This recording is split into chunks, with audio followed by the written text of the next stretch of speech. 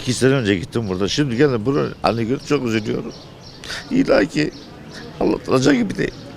Ne bir yerine gidiyorsun. Bir ton her yerden oraya ziyaretçi geliyor. Yol dar. Yollardan bahsedeyim. Gelirken yolda birkaç tane kazalarla karşılaştım. Birkaç tane büyük tırlar geçiyor. İçinden mermer yüklü tırlar. Yani insanlarımız bu yollarda giderken can tehlikesi çok. Artı mesela Beyaz Toprak denen bir yer var. Orada bir kavşak yok. 4 yol. Her taraftan arabalar geliyor. Yani ışık yok, şey yok. Ben geldim orada gördüm, çok üzüldüm. Geldi bu şeye bakıyorum, buradaki insanların bazı sorunları var. Anlatacak sorunlar var, anlatılmayan sorunlar var. Ne bileyim yani bana çok şey geldi. Ben Batı'nın her tarafını geziyorum. Aynı zamanda işverenim. Kendim iş alıp yaptıran bir şey olarak. O Batı ile buranın arasındaki farkları görünce çok üzülüyorum. Yani çok az hizmet var. Çok az hizmet var. Ben buraya yani bu tür yerlerde ben İstanbul'a gidiyorum. Buranın adı var. Ben Çanakkale'ye gidiyorum. Eylül peygamberler baraj oldu. Peygamberlerle alakalı konuşanlar var. Yurt dışında aynı şekilde adı var ama gelelim bilmeyen insanlar da çok. Yani adam Eylül deyince ya Diyarbakır'da neresi? Çünkü gelmek isteyen insanlar var. Bazı şeylerden gelmiyorlar. Yani diyorlar ki ya biz Eylül'e nasıl gideceğiz? Nereden gideceğiz? Kalma yeri yok. Orada kalabileceğimiz bir otel, herhangi bir şey var mı diye soruyorlar. Yok, misafirhane bile yok. Misafirhane yok. Yani burada en azından bir misafirhane, orada bir devletin yapacağı bir lokanta gibi bir insanların yemek yiyebileceği bir yer olsa, insana gelip burada bir hafta 3-5 gün kalabilecek yer olsa gelip burada konaklama yaparlar.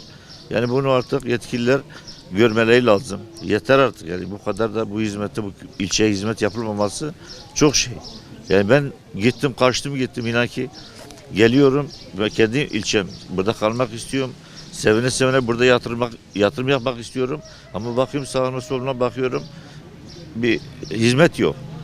Demek istediğim bu. Yetkililerde tek ricam, tek şeyim bu yollarda bir an önce bu yolların yapılması.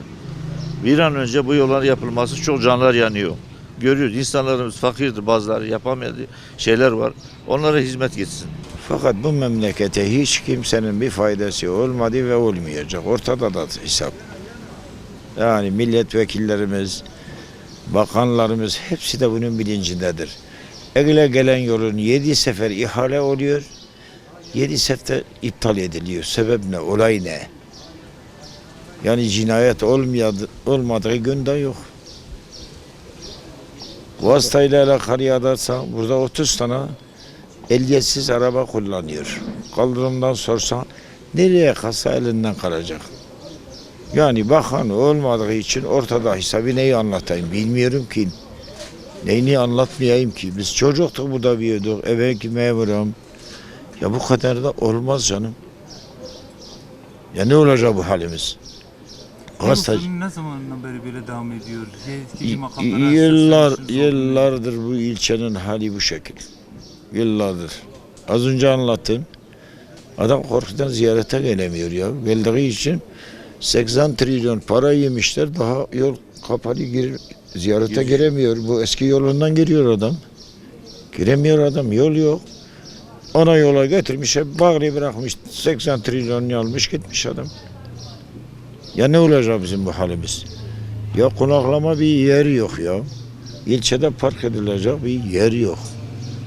Kaldırımdan yaşlı adam geçemiyor. Vereyva maliyeyi kaldırıyor, öbürünü kaldırıyor. Bir belediye bırakmışlar ne yazar? Son sonunda kaldısı kurtulak kardeşim ya. Suyu halen. Bak girmişler doğal gaz geleceğine kanalizasyon suyuyla, ibriyle iç içe götürüyor adam ya. Arayan, soran, bakan, denetim yapan yok.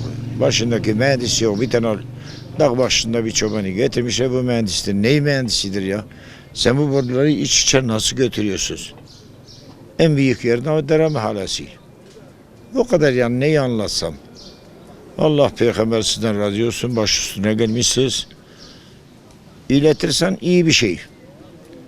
Ama dinleyen var mıdır, yok mudur? İnşallah. Olay oradan biter. İlçemizin bir yolu var.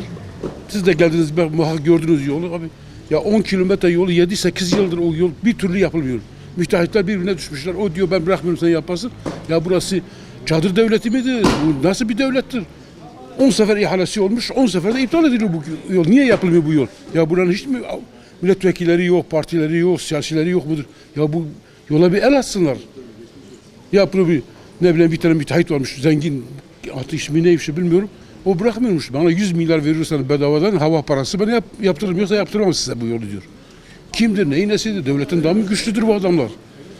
Böyle işte. Kaç tane oldu kardeşim? Yani bizim Eğil'de sadece Eğil'e bağlı, merkeze bağlı, köylerimize bağlı ve en azından 10'dan 20'den fazla bu yolda trafik hadisesi olmuş. Ölmüş. Dicle'li ölmüş, Hanili ölmüş, Elazığlı oradan gelip gidiyor, ölmüş. Yani yol mudur şimdi o? Müteahhitler kendi istedikleri gibi adamları ayarlıyorlar. Yolu o kendine göre yapıyorlar. Devletin projesine göre yapmıyorlar. Dicle ile Eyle arasında bir viraj vardı. Belki görmüşsünüz orayı. Ya orada kaç tane araba uçtu havaya. Ya o viraj yapılır mı orada yani? Devlet nasıl o yolu yapıyor? Niye? Kim yaptı onu? Birileri yaptı. Yani devlet yaptırmadı. Onu getir öyle yaptı. Ya böyle bir viraj mı olur arkadaş? Ayıptır, günahtır ya bu memlekette. Yapsınlar bir hizmet. Yani geldiler buraya, bakanlar da geldi, Cumhurbaşkanı da geldi, Başbakanlar da geldiler. Bu ziyarette bu köylüye söz verdiler. Dediler alın belediye başkanlığı AK Parti alsın. Biz bütün hizmet bizden. Hani hizmet? Hiçbir hizmetleri yok. Ne yaptılar? Ne yapmışlar şimdi? AK Parti belediye başkanı var burada. Üçüncü yılıdır. Ne yapmış? Allah için söylesinler, bu arkadaşlar söylesinler. Bunu yapmış. Ne yapmış? Hiçbir şey yapmamış. Yapamıyor adamı. Yapmak istiyor ama yapamıyor. Yapamıyorsa niye milleti kandırıyorsun? Verin bize oy, biz hizmet getirelim. Getirin hizmeti görelim.